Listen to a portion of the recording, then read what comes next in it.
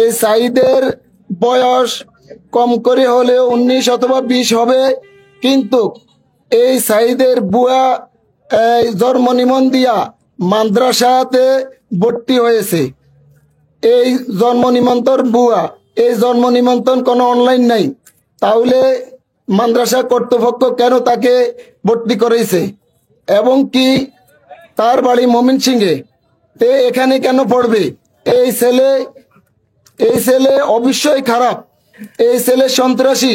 তার বাবা মায় ওখানে নিয়ন্ত্রণ করতে পারে না বলে সে দূরে দেশে দিয়ে দিছে, এজন্য সে নোয়াখালীতে আসি ভর্তি হয়েছে। তাদের ছেলে নিঃসন্দেহে একটা খারাপ, একটা সন্ত্রাসী, একটা গাঁজাখোর। তাহলে এই ছেলেকে মাদ্রাসা কর্তৃপক্ষ এবং হুজুরেরা অর্থের বিনিময়ে তাকে এখানে রেখেছে।